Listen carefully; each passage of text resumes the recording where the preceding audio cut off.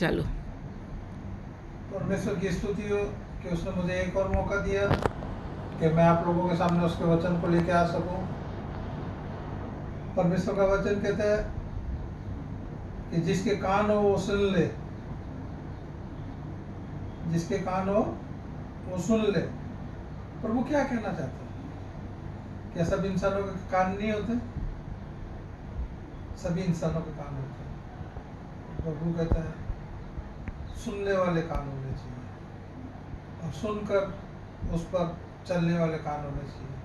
आज सुबह प्रभु हमसे अपने वचनों के द्वारा यही बात करना चाहते हैं। मैं आप सबको भी धन्यवाद देता हूँ कि आप सबने मुझे प्रोत्साहित किया। विशेष मैं प्रभु को धन्यवाद देता हूँ कि उसने मुझे अपने ज्ञान बुद्धि में बढ़ाया और अपने मार्गदर्शन में आगे बढ़ाया।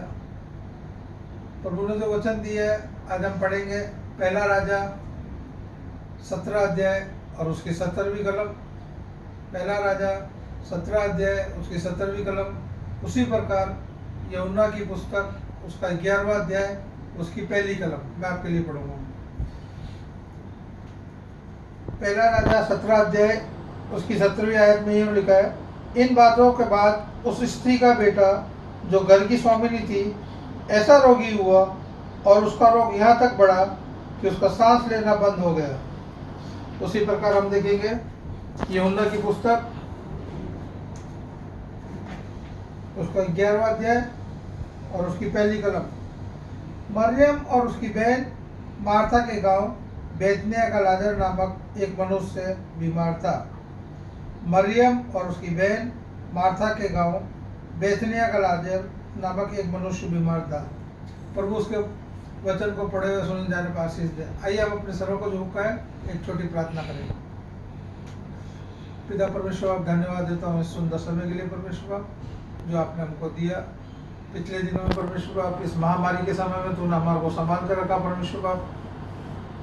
और प्रभु विशेष प्रार्थना करता हूँ मैं अपने आप के लिए परमेश्वर आप, मैं तुझे तेरे हाथों में सौंपता हूँ परमेश्वर। इन वचनों को समझाने की और समझने की हम सबको बुद्धि और ज्ञान दे परमेश्वर। परमेश्वर मेरे मुंह को स्पर्श कर ताकि जो कुछ वचन मैं बोलूँ प्रभु वो तेरी महिमा के लिए हो परमेश्वर, और उससे परमेश्वर तेरे नाम की स्तुति हो सच हो प्रभु। इस विनती को तेरे नाम से मांगते हैं, आमीन। पिछले संडे हमने देखा था यही अध्याय में से लाजर 11 यूहन्ना 11 में से कि किस प्रकार प्रभु कहता है कि अपने जीवनों में से पत्थर को निकालिए। आज हम देखना चाहते हैं यूहन्ना की पुस्तक उसका 11वां अध्याय उसकी पहली आयत में क्या लिखा है। बेथनिया का एक छोटा सा गांव, उसमें मार्था मरियम और लाजर 3 जन रहते थे और लाजर बीमार हो जाता था। जब मैं ये पढ़ रहा था तो मेरे मन में ये ख्याल आया कि एक ही छोटा सा परिवार, 3 ही जन का परिवार, मार्था मरियम और लाजर, ना तो उसके माँ बाप के बारे में विवरण है ना और किसी बारे में विवरण है, और एक ही छोटा सा बेथनिया गांव। तो ऐसी तो क्या खासियत थी इस परिवार के अंदर कि जो प्रभु ने अपने इन वचनों के अंदर उसका नाम लिखा है। कुछ तो खासियत होगी ना। प्रभु के साथ, प्रभु के जमाने में यीशु मसीह जब इस दुनिया में थे तो बहुत से परिवार होंगे, पर ये एक परिवार का स्पेसिफिक नाम यहाँ पर लिखा है।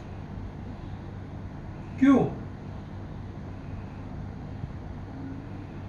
क्या मरियम मार्था लाजर बहुत धनवान थे? नहीं, ऐसा भी नहीं बताया। क्या उनका घर बहुत बड़ा आलीशान था? नहीं, वैसा भी नहीं बताया। क्या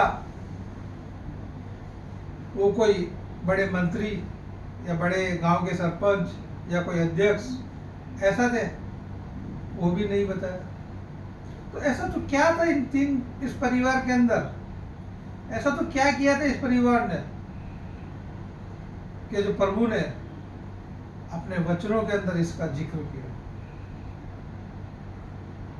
आइए सबसे पहले मेरे साथ में निकालेंगे इब्रानियों की पत्री उसका 13वां अध्याय। इब्रानियों की पत्री उसका 13वां अध्याय उसका 2वां अध्याय मैं आपके लिए पढ़ता हूँ। सबसे पहले तो ये परिवार ने प्रभु के लिए क्या किया था वो मैं आपको बताना चाहता हूँ। इब्रानी की पत्री उसका 13वां अध्याय उसकी दूसरी आयत में लिखा है, अतिथि सत्कार करना ना भूलना, क्योंकि इसके द्वारा कुछ लोगों ने अनजाने में स्वर्गदूतों का आदर सत्कार किया है। इस परिवार ने प्रभु यीशु मसीह का आदर सत्कार किया था। बाइबल बताती है जब भी प्रभु यीशु मसीह यरूशलेम जाते थे या बेथनिया के पास से नहीं गुजरते थे, वो लाजर मरियम मार्था के घर में रुकते थे, उनके साथ में भोजन करते थे। यानी कि इस परिवार ने प्रभु यीशु मसीह का अतिथि सत्कार किया। अतिथि सत्कार करने में ये परिवार आगे था। और इससे भी एक महत्वपूर्ण बात है, कभी कभी हम लोग देखते हैं, हम किसी के घर में जाते हैं तो वहां पर लिखा रहता है, बोर्ड लिखा रहता है, प्रभु यीशु मसीह इस घर का मेहमान है।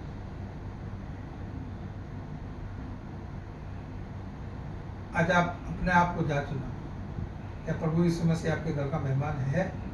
क्या आपने उसको मेहमान बना रखा, वहीं तक उसको सीमित कर रखा? क्यों इस परिवार, छोटे से परिवार का नाम लिखा गया? उसका उत्तर हमको यूहन्ना की पुस्तक उसका 11वां बाब उसकी दूसरी आयत में मिलता है। मैं आपके लिए पढ़ता हूँ। ये वही मरियम थी जिसने प्रभु पर इत्र डालकर उसके पांवों को अपने बालों से पोंछा था। इसी का भाई लाजर बीमार था। ये वो मरियम थी जिसने प्रभु यीशु मसीह का इत्र लेकर उसके पैरों पर डालकर उसका अभिषेक किया था। पुराना नियम जो बाइबल पढ़ता है उनको मालूम है, पुराने नियम के अंदर 3 प्रकार से लोगों का अभिषेक किया जाता था। सबसे पहले जब उसको राजा बनाया जाता था, जब उसका अभिषेक होता था। दूसरा, भविष्यद्वक्ता जो प्रभु के मार्ग के लिए चलते थे, उनका अभिषेक होता था। और तीसरा, याजक के रूप में जब कोई याजक बनता था तो उसका अभिषेक तेल के द्वारा किया जाता था। पुराने नियम में 3 प्रकार से लोगों का अभिषेक किया जाता था। पहला जब वो राजा बनता था जब, दूसरा वो भविष्यद्वक्ता बनता था जब, और तीसरा जब वो याजक बनता था। इस मरियम ने प्रभु यीशु मसीह का अभिषेक कर कर ये वो कहा था कि आज से तू मेरे जीवन का राजा है, मेरे घर का तू राजा है, मेरे हृदय का तू राजा है।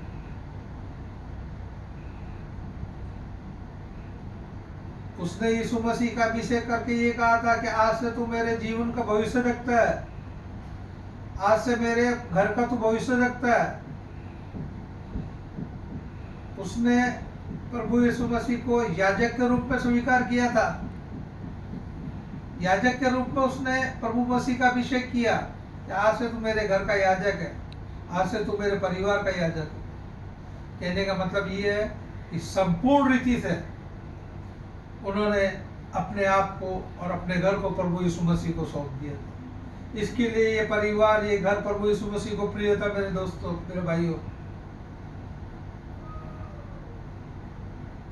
कि उस परिवार ने प्रभु यीशु मसीह को अपना राजा माना था, प्रभु यीशु मसीह को अपना भविष्यद्वक्ता माना था, प्रभु यीशु मसीह को अपना याजक माना था, प्रभु यीशु मसीह को अपना सब कुछ समर्पण कर दिया था। और अचानक एक दिन क्या होता है, इस घर के ऊपर एक दुख और संकट आता है। चौथी कलम में यीशु आपने बताया कि ये बीमारी, मृत्यु जो भी आई है तो परमेश्वर की महिमा के लिए आई है। और मेरे जब यीशु मसीह दुनिया में थे तो उन्होंने एक दृष्टांत कहा था कि 2 मनुष्य थे, दोनों ने घर बनाए। एक ने बालू के ऊपर, आप सब जानते हैं इस स्टोरी को, एक ने बालू के ऊपर घर बनाया, एक ने चट्टान के ऊपर घर बनाया। आंधी आई, तूफान आए, बालू का घर ढह गया, जो चट्टान के ऊपर घर बना था वो घर ऐसा कैसे स्थिर।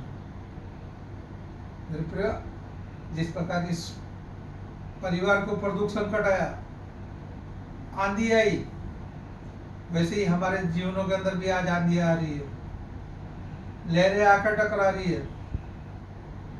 प्रभु जानबूझ के हमारे जीवनों के अंदर ये दुख संकट लेकर आता है ताकि हमारे विश्वास को झंझोर सके। इस परिवार के विश्वास को भी मजबूत करने के लिए प्रभु यीशु मसीह इनके जीवन के अंदर मौत लेकर आए, पर इन्होंने अपने परिवार को, अपने जीवन को, अपने घर को प्रभु यीशु मसीह को अपना राजा बना लिया था। उनका भविष्य देखता यीशु मसीह था, उनका याजक यीशु मसीह था, उनका सब कुछ यीशु मसीह था। और प्रिय आज हम लोग क्या करते हैं?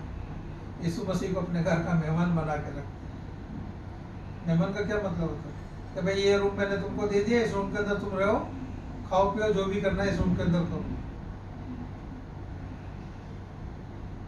आज हमें प्रभु यीशु मसीह को अपने जीवन का मेहमान नहीं बनाना, इस शरीर का, इस घर का उसको राजा बनाना है, भविष्यद्वक्ता बनाना है, अपना याजक बनाना है और अपना सब कुछ उसको सौंप देना है कि प्रभु यीशु मसीह तू मेरे जीवनों में काम कर, तू मेरे जीवनों में चल। आइए हम दूसरे राजा, पहले राजा 17 में वापिस जाएंगे। पहले राजा 17 में हम लोग वापिस जाएंगे। मैंने आपके लिए जो पढ़ा था पहला राजा 17, ये स्टोरी भी आप सबको मालूम होगी। सारपत की विधवा की स्टोरी है। यीशु प्रभु कहते हैं एलिया को, जब वो करात नाले में छुपा होता है कि तू सारपत में जा, वहाँ एक विधवा के घर जाना, वहाँ मैंने तेरे लिए बंदोबस्त किया है। और जब एलिया उस घर में आता है तो उस समय उस शहर में बहुत बड़ा अकाल पड़ा होता है, और इस विधवा को कहता है कि तू मेरे लिए पानी ला, मेरे लिए रोटी बना। और वो जब लेके आती है तो हमने बहुत सी बार जब लोग प्रार्थना करते हैं तो हमने ये सुना है कि जिस प्रकार उस विधवा के कुप्पी का तेल खत्म नहीं हुआ था, हमारे घर में से भी आशीष से खत्म ना हो। हम सब अपनी दुआओं में उसको उपयोग में लाते हैं, पर क्या होता है? इस विधवा के जीवन में एक बहुत बड़ा चमत्कार होता है। उस अकाल के समय में उसके घर में रोटी और तेल की कमी नहीं होती। क्यों? क्योंकि प्रभु का नबी वहां पर होता है। पर 17वीं कलम बताती है, आखिर वापिस पढ़ता हूँ, इन बातों के बाद उस स्त्री का बेटा जो घर की स्वामिनी थी रोगी हुआ, और उसका रोग यहाँ तक बढ़ा कि उसके सांस लेना बंद हो गया और वो मर गया। इस स्त्री के जीवन में घर में सब कुछ अच्छे से चल रहा था अकाल के समय में। इसके घर में खाना पीना भरपूर ही थी, और अचानक से क्या हुआ? इसका बेटा मर गया। तभी क्या करती है? 18वीं कलम में आपके लिए पढ़ता हूँ।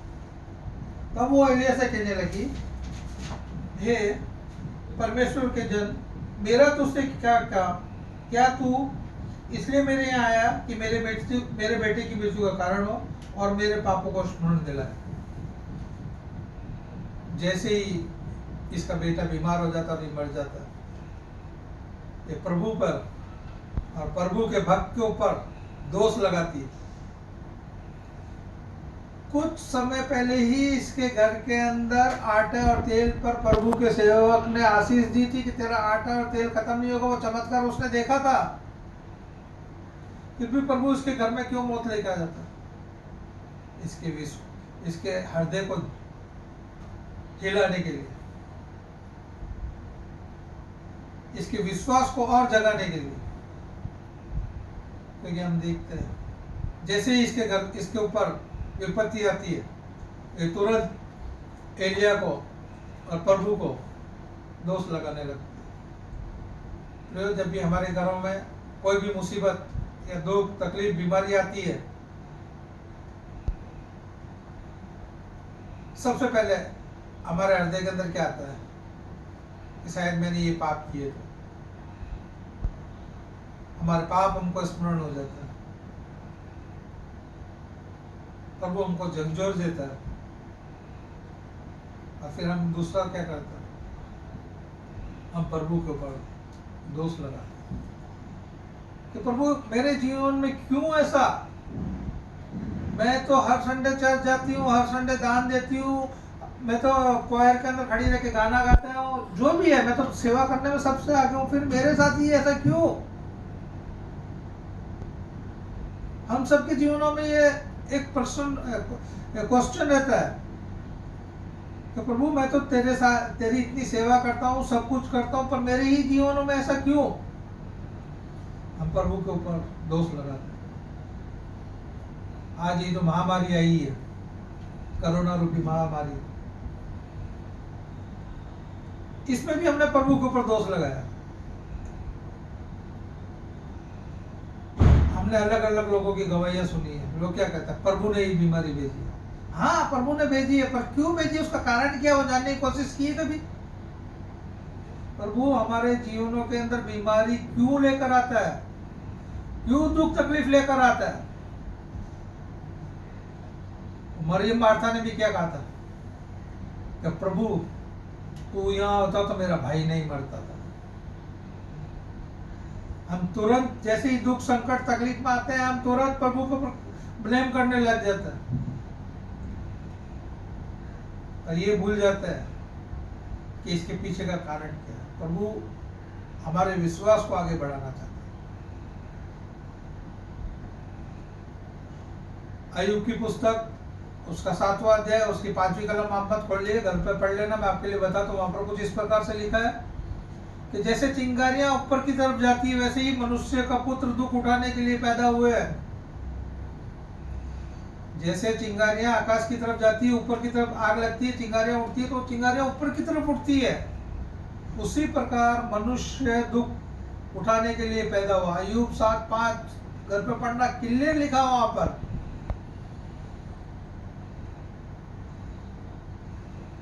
भजन संहिता 119:75 में दाऊद कहता है, तूने वफादारी से मुझे दुख में डाला है। जब आज हमारे जीवनों के अंदर दुख आने लगता है, मेरे जीवन के अंदर कोई दुख तकलीफ आई, तो दूसरे लोग तुरंत मेरे लिए अदालत खड़ी कर देंगे। इसने पाप किया होगा, इसने जरूर कुछ गलत काम किया होगा, एक बेईमान होगा। और आज बाइबल वचन ये समझाना चाहती है, कुछ बीमारियां, कुछ तकलीफ हमारे जीवन के अंदर प्रभु जानबूझ कर लेकर आता है। वो घर जो चट्टान के ऊपर बना था, उसके ऊपर कितनी भी थपेड़े लड़की की कुछ भी लगा, वो घर गिरा नहीं गिरा। क्यों? क्योंकि वो घर चट्टान के ऊपर बना हुआ था। उसका राजा प्रभु यीशु मसीह था, उसका भविष्य देखता प्रभु यीशु मसीह था, उसका याजक प्रभु यीशु मसीह होता है। कितनी भी दुख तकलीफ आया, प्रभु हमको उसमें से निकाल देते। एक बार की बात बताता हूँ, बाइबल की बात है। जकरिया याजक जो रहता है, यूहन्ना बपतिस्मा देने वाले का बाप, और प्रभु उसको बात करता है मंदिर के अंदर, उसके हेकल के अंदर, कि तुझे एक बेटा होगा और वो सब बताता है। वो हंसता है, प्रभु के शक करता है। और प्रभु क्या करता है? प्रभु उसको कहता है, तूने मेरे ऊपर शक किया है, अब से तू बोल नहीं पाएगा। जब तक तेरा बेटा नहीं पैदा होगा, जब तक तू बोल नहीं पाएगा।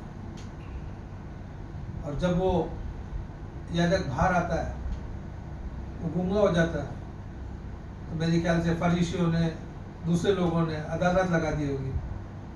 देखा, प्रभु ने इसके ऊपर दंड दे दिया। शायद ये चंदे के पैसे खाता होगा, शायद ये पापी होगा, शायद ये बेईमान होगा, शायद ये अशुद्ध होगा। तुरंत दोष लगाना चालू कर देते हैं हम लोग, तुरंत अदालत बैठा देते हैं। उसकी जबान प्रभु ने अपनी महिमा के लिए बंद करी थी। और शायद मेरे ख्याल से बाइबल में नहीं लिखा, पर मैं ऐसा इमेजिन कर रहा था कि शायद लोगों ने उस समय में ये अदालत बैठा दी होगी कि इसने चर्च के पैसे खाया, इसने चंदे में से पैसा खाया, इसने जरूर कुछ तो बुरा किया, तभी प्रभु ने इसको वो कर दिया। मेरे प्रिय भाई बहनों, मैं आपको यही बताना चाहता हूँ कि सब बीमारियां, दुख तकलीफ संकट जो भी हमारे जीवन में आता है, प्रभु उसमें हमको कुछ सिखाने की कोशिश करता है। प्रभु हमारे विश्वास को उसमें दृढ़ करने की कोशिश करता है। इसलिए सब दुख संकट जो भी आते हैं उसमें हमको अपने आप को टूट नहीं जाना, अपने आप को बिखेर नहीं देना, अपने विश्वास को कमजोर नहीं कर देना। इस सारपत की विधवा ने थोड़े दिन पहले इसके घर के अंदर जिन चमत्कार हुए थे, मरियम मार्था के साथ में जब यीशु मसीह के साथ घूमती थी, बहुत से चिन्ह चमत्कार देखे होंगे उन्होंने। और जब उनका भाई मर जाता, उनके घर में तकलीफ आती है, वो क्या कहती है, प्रभु तू यहाँ नहीं था वरना मेरा भाई नहीं मरा। आज हमारा जीवन भी ऐसा ही है, हम तुरंत परमेश्वर के ऊपर दोष लगाने लग जाते हैं कि प्रभु मैं तो, मेरे साथ ही ऐसा क्यों,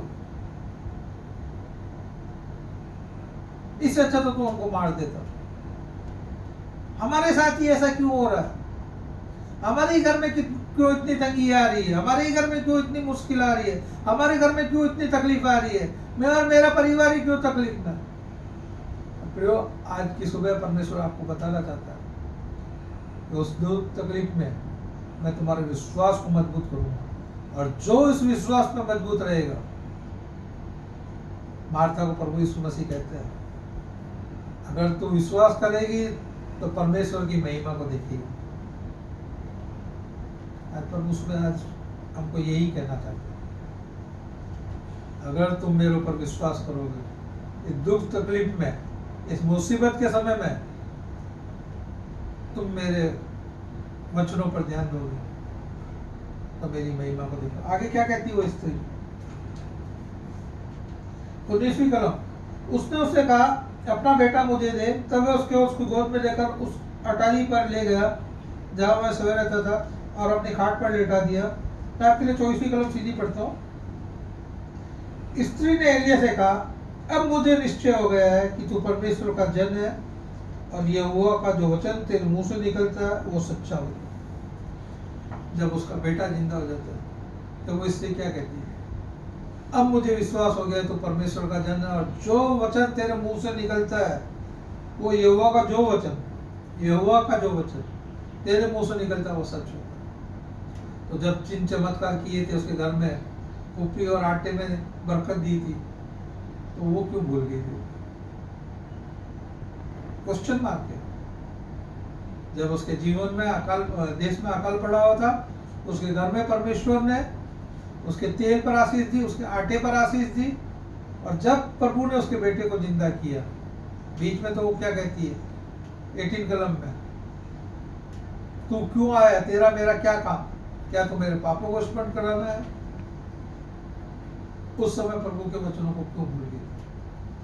आज हमारे जीवनों में भी ऐसे ही होता है, तो प्रभु हमारे जीवन में छोटे छोटे चमत्कार करता है, हम उसको भूल जाते हैं, और जब बहुत बड़ी दुख तकलीफ आती है तब प्रभु के ऊपर दोष लगाने लगते।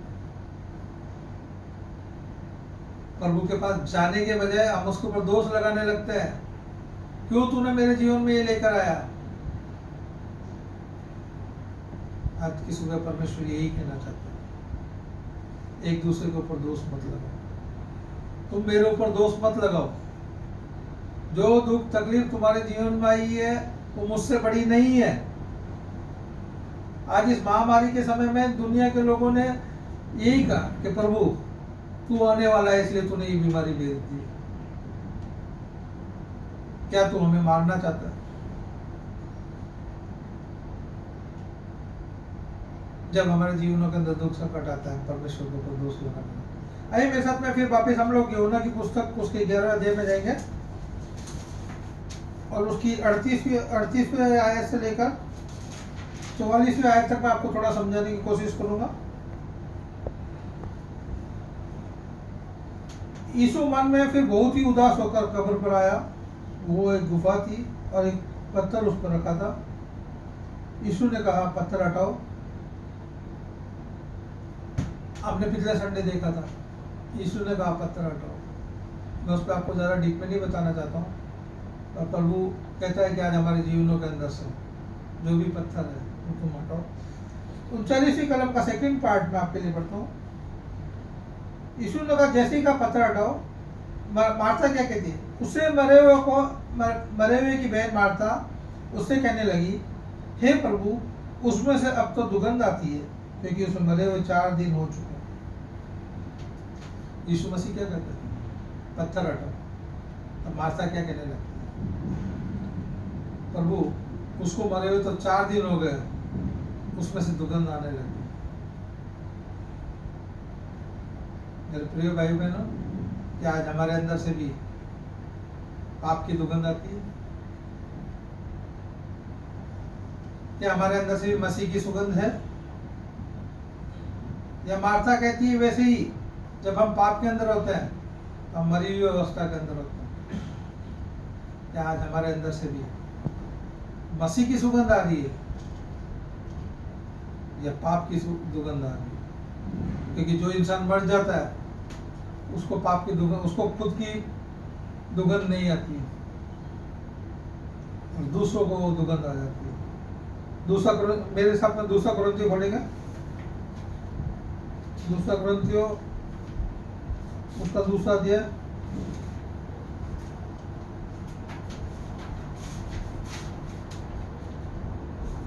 दूसरा कुरिन्थियों उसका दूसरा अध्याय, उसकी 15 और 16 कलम में आपके लिए पढ़ता हूँ।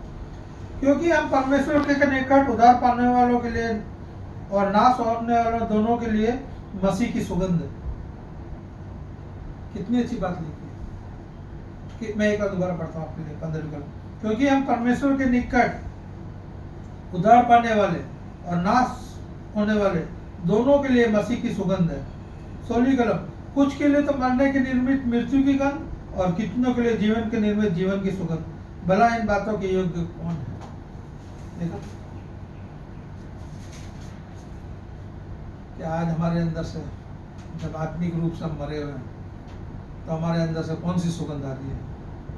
क्या हमारे अंदर से मसीह की सुगंध आ रही है या हमारे अंदर से पाप की दुर्गंध आ रही है? पाप की दुर्गंध हमें नहीं मालूम पड़ेगी, हम परमेश्वर सुन लेते हैं, परमेश्वर को मालूम पड़ जाती है। प्रभु यीशु मसीह कहते हैं पत्थर हटाओ। मार्था तुरंत कहती है उसको मरे हुए 4 दिन हो गए प्रभु, उसके अंदर से दुर्गंध आती होगी। मरी हुई अवस्था पाप क्यों दर्शाता है? आज हम पाप के अंदर मरे हुए रहते हैं। क्या हमारे अंदर से भी पाप की दुर्गंध है या मसीह की सुगंध है? फैसला मैं अपने आप को करना। 40 कलम में आपके लिए पढ़ता हूँ।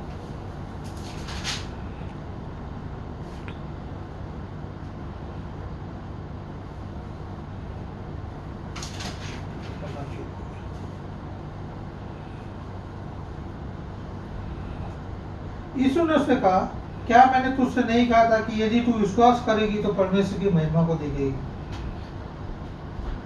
परमेश्वर यहाँ पर फिर क्या बात कर, क्या मैंने तुझे नहीं कहा था? अगर तू विश्वास करेगी तो परमेश्वर की महिमा को देखेगी। आप मत्ती 8 उसका 26वां अध्याय घर पे पढ़ना, मत्ती की पुस्तक उसका 8वां अध्याय 26वीं कलम घर पे पढ़ना। जब चेले और प्रभु यीशु मसीह नाव में जा रहे हैं, नाव में तूफान आता है, तो प्रभु यीशु मसीह को कहते हैं चले क्या तुम्हें हमारी फिक्र नहीं? प्रभु यीशु मसीह तुरंत उनको डांट कर कहता है, हे अल्पविश्वासियों, तुम किससे डरते हो? वो चेलों को डांट करके कहता है, हे अल्पविश्वासियों, तुम किससे डरते हो? और वो तुरंत हवा और पानी को आगे देता हो जाते हैं। उसी प्रकार मरकुस 9 और आई थिंक 23वीं कलम, एक पिता आता है, उसके बेटे के अंदर दुष्ट आत्मा होती है और वो कहता है प्रभु यीशु मसीह को, क्या तू कुछ कर सकता है? क्या तू कुछ कर सकता है कि मेरा बेटा ठीक हो जाए? 23वीं कलम में प्रभु यीशु मसीह कहता है, ये क्या बात हुई कि तू मुझसे कहता है कि कुछ कर सकता है? अगर तू विश्वास रखेगा तो कोई भी कार्य असंभव नहीं है। आज हम भी प्रभु यीशु मसीह को अपने जीवनों में यही कहते हैं, क्या तू मेरे लिए ये कर सकता है? हमारा विश्वास कमजोर हो जाता है तो प्रभु यीशु मसीह आज की सुबह ये कहना चाहता है कि मैं तुम्हारे जीवनों के अंदर दुख, तकलीफ, बीमारी इसके लिए लेकर आता हूँ कि तुम्हारा विश्वास मजबूत रहे, तुम डगमगाओ नहीं, पतरस की तरह संदेह ना करो। पतरस जब कहता प्रभु यीशु मसीह मैं भी पानी पर चलना चाहता हूँ, तो 4-5 कदम चलता है और डूबने लगता है। तो प्रभु यीशु मसीह क्या कहता उसको, हे अल्पविश्वासी, तूने क्यों संदेह किया कि तू ये नहीं कर सकता। आज प्रभु यीशु मसीह में यही कहना चाहता है, विश्वास करो, मैं तुम्हारे साथ हूँ। जब तुम मुझ पर विश्वास करोगे, मुझे अपना राजा मान लोगे, मुझे अपना भविष्यद्वक्ता मान लोगे, मुझे अपने घर का याजक बना लोगे, तो विश्वास करो तुम्हारे घर के अंदर कोई भी मुसीबत, दुख, तकलीफ नहीं रहेगी। क्योंकि उस वक्त मैं तुमको उठा लूंगा मुसीबत को। आगे क्या लिखा, तब उन्होंने उस पत्थर को उठाया। यीशु ने आके उठाकर कहा, हे पिता, मैं तेरा धन्यवाद करता हूँ कि तूने मेरी सुन ली। मैं जानता 42 कलम, मैं जानता था कि तू सदा मेरी सुनता है, परंतु जो भीड़ आसपास खड़ी है उनके कारण मैं ये नहीं कहा, जिससे कि वे विश्वास करें कि तूने मुझे भेजा है। 43 कलम, यह कहकर उसने बड़े शब्द से पुकारा, हे लाजर निकल आ। मैंने वचन शुरू करने से पहले क्या कहा, आज प्रभु का वचन ये कह रहा है, जिसके कान हो सुन ले। आज प्रभु हमारे को पुकार रहा है, इस लॉकडाउन की स्थिति में, इस महामारी में प्रभु आज हमें पुकार रहा है। क्या आज हम प्रभु की आवाज को सुन रहे? सिर्फ प्रभु पुकारे और मैं जवाब दूं, उसी तरीके से प्रभु बात नहीं करता है। कभी कभी वो अपने नबियों के द्वारा, अपने सेवकों के द्वारा, हमारे पादरी साहब के द्वारा, कभी कभी वो अपने वचनों के द्वारा हमसे बातें करता है। इसलिए आज सुबह प्रभु का वचन कह रहा था कि जिसके कान हो सुन ले। लाजर ने यहाँ पर प्रभु की आवाज को सुना। जब लाजर के कानों के अंदर प्रभु की आवाज पहुंची, क्या हुआ? उसने प्रभु की आवाज सुनी और वो जिंदा हो गया। पहला शमूएल 3 अध्याय 10वीं आयत बताती है कि शमूएल को प्रभु की आवाज आती है। शमूएल शमूएल वो क्या करता है, उठ के एलिया के पास जाता है, हे मालिक तूने मुझे पुकारा। 3 बार ऐसा होता है। जब एलिया समझ जाता है, वो कहता है कि अभी अब क्या, जब तुझे आवाज सुनाई दे तो तू कहना, कह मेरे प्रभु तेरा दास सुनता है। उसके आगे बात में तो आप सबको मालूम है। क्या आज हम प्रभु की आवाज सुनकर ये कहते हैं, कह तेरा दास सुनता है? सिर्फ संडे संडे प्रभु के वचन सुनते हैं,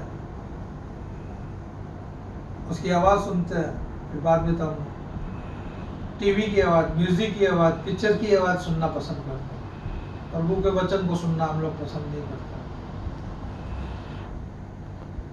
प्रभु का सेवक आपके लिए जो वचन लेकर आता है वो प्रभु की तरफ से होते हैं, और हम उसको सुनना पसंद नहीं करते हैं। फिल्म का गाना आ जाए तो हम उसको सुनना पहले पसंद करने लग जाएंगे। प्रभु के गाने हम लोग नहीं सुनते, प्रभु के वचन हम लोग नहीं सुनते। आज सुबह परमेश्वर का वचन यही कहना। 43 कलम आपके लिए वापिस पढ़ता हूँ। यह कहकर उसने बड़े शब्द से पुकारा, हे लाजर निकल आ। लाजर ने उसकी आवाज सुनी और वो जिंदा हो गया। आज की सुबह परमेश्वर आज हमको यही कहना चाहता है, जिसके कान हो वो सुन ले। रोमियो 10:17 मैं भी आपके लिए नहीं खोलता हूँ, और वहाँ एक बहुत ही अच्छी बात लिखी है। सुनने से विश्वास आता है, और विश्वास मसीह के वचनों को सुनने से होता है। अब अपने घर में पढ़ना, जब हम मसीह के वचनों को पढ़ते हैं तो हमारे अंदर विश्वास आता है, हम दृढ़ होते हैं। आज प्रभु सुबह हमको यही सिखाना चाह रहा है, लाजर के उसके द्वारा, परिवार के द्वारा, कि तुम मेरी सुनो। तुम्हारे कान मेरी बातें सुनने के लिए हो, तुम्हारे कान मेरे वचन सुनने के लिए हो, तुम्हारे कान मेरी बातों पर लगे रहे, इधर उधर की बातों में नहीं लगे रहे। तब तुम मेरा प्यारा और मधुर मीठा आवाज सुन पाओगे। आखिरी बात मैं आपको कह के बंद करना चाहूंगा। 44वीं कलम, जो मर गया था वो कफन से हाथ पांव बांधे हुए निकल आया और उसका मुंह अंगोछे से लिपटा हुआ था। यीशु ने उससे कहा, इसे खोल दो और जाने दो। एक बार वापिस में पढ़ता हूँ। जो मर गया था वो कफन से हाथ पांव बांधे हुए निकल आया और उसका मुंह अंगोछे से लिपटा हुआ था। यीशु ने उससे कहा, उसे खोल दो और जाने दो। मेरे प्रियो, जब यीशु मसीह पुनरुत्थान हुए थे, हम देखते हैं कि वो कफन के साथ में बांध लिया है। उनका कफन वहां लिपटा पड़ा था। और आज जब लाजर को प्रभु यीशु मसीह ने पुकारा और लाजर ने उसकी आवाज सुनी और वो बाहर आया, तो कफन और अंगोछा उसके मुंह पर लिपटा हुआ था। प्रभु क्या कहना चाहता है? प्रभु आज सुबह यही बताना चाहता है कि जब लाजर कब्र में से बाहर आएगा, एक नया जीवन लेगा, तो ऊपर की कलम में बताता पहले पत्थर हटाओ। तो जब वो बाहर आए, उसके जीवन के अंदर कोई भी बाधा नहीं आनी चाहिए। पत्थर रूपी कोई भी बाधा उसके जीवन में नहीं होनी चाहिए। प्रभु कहता है, इसके पटिया खोल दो, इसके अंगोछे हटा दो और इसको जाने दो। ये क्या दर्शाता है? ये दर्शाता है कि जब मनुष्य, जिस प्रकार लाजर मर गया था, उसका पुराना जीवन खत्म हो गया, प्रभु यीशु मसीह ने उसको नया जीवन दिया है। जब हम नए जीवन में जाते हैं, अपने पुराने पापों को छोड़ देते हैं, तो प्रभु यही कहता है, तुम्हारे पुराने पापों को, तुम्हारे पुराने गुनाहों को, तुम्हारी पुरानी कड़वाहट को अपने दिल से निकाल दो। और हम क्या करते हैं? वही पुरानी यादें, वही पुरानी कड़वाहट, मैं कभी तुझे माफ नहीं करूंगा या ना करूंगी, क्योंकि तूने मेरे साथ में ये किया है, तूने मेरे साथ में ये बर्ताव किया है, तूने अपने जीवन में ये पाप किए है। हम उसी को पकड़ के रहते हैं, हम उसी को बार बार स्मरण करते रहते हैं। मेरे भाई ने मेरे साथ में ऐसा किया, मेरे चाचा ने मेरे साथ में ऐसा किया, मैं उसको कभी माफ नहीं करूंगा। और प्रभु आज की सुबह यही कहना चाहता है कि तुम्हारे कफन और तुम्हारा अंगोछा यहीं पर निकाल दो। तुम्हारे मन के अंदर जो भी कड़वाहट है, उसको यहीं पर दफना दो। अगर तुमने सचमुच में नया जीवन लिया है, तो प्रभु आज हम सबसे कहना चाहते हैं, अगर तुम्हारे घर में किसी ने नया जन्म नहीं लिया, बार बार उसको पुराने पापों को स्मरण मत करो। हम क्या करते हैं? बार बार खुरेदते रहते हैं, मैं तुझे कभी माफ नहीं करूंगा जा, क्योंकि तूने मेरे साथ ये किया, मैं तुझे कभी वो नहीं करूंगा। हमारे जीवन के अंदर हमारे पापों को, हमारे गुनाहों को हम हर वक्त याद करते रहते हैं। उस बेवा ने क्या कहा? क्या तू मेरे पुराने पापों को याद कराने आया? क्या तू मेरे पुराने पापों को स्मरण कराने के लिए आया कि मेरा बेटा उसके लिए मर जाए? एलिय्याह कहता नहीं। आज प्रभु हमको यही शिक्षा देना चाहता है। क्यों उसने यहाँ पर लिखा है कि इसके कफन को और अंगोछों को हटा दो और इसको जाने दो, उसे खोल लो और जाने दो।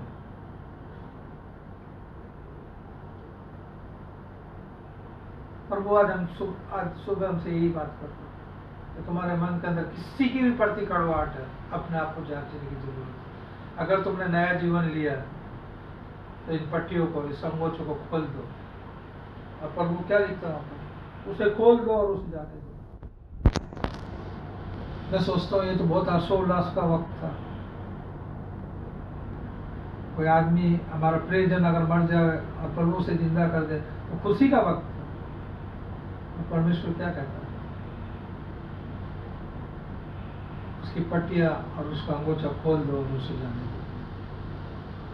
प्रभु आज हम सबसे यही कहना चाहता है, अगर किसी ने नया जन्म लिया तुम उसके पुराने पापों को बारी बारी याद मत दिलाओ, उसके पापों को खोल दो और उसे प्रभु की सेवा करने के लिए डालो। प्रभु आज सुबह हम सबको अपने वचनों के द्वारा यही शिक्षा देना चाहता है कि जिस प्रकार लाजर, मरियम और मार्था ने मुझे अपना राजा स्वीकार किया था, राजा के रूप में मेरा अभिषेक किया था, भविष्यद्वक्ता के रूप में मेरा अभिषेक किया था, याजक के रूप में मेरा अभिषेक किया था, और जब जब मैं आता था मेरे अतिथि सत्कार करते थे, वो उसको मेहमान नहीं बनाते थे। क्या हमारे घर में मेहमान आया?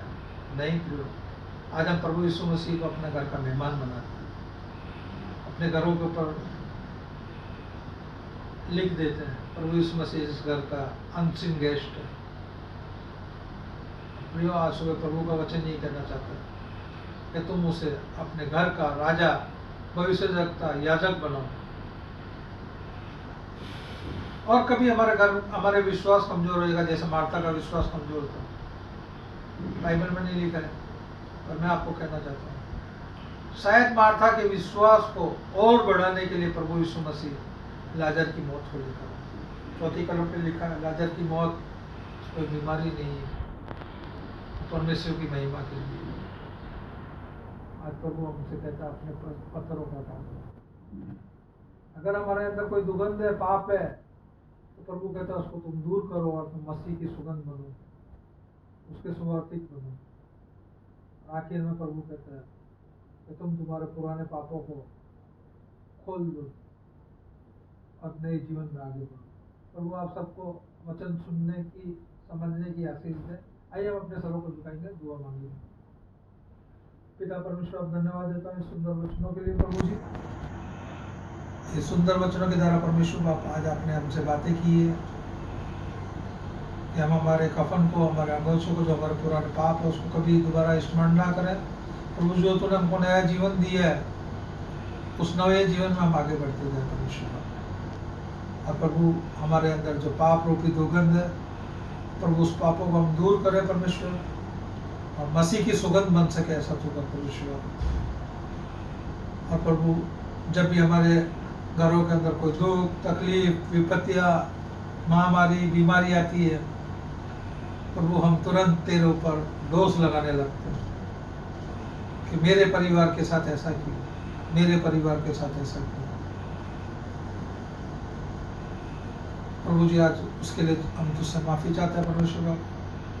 प्रभु, तो आज हमारे हृदय को खोल और हमें एक नया मन दे परमेश्वर। हमारे कफन को, हमारे अंगोछे को प्रभु तो आज हटा दे परमेश्वर।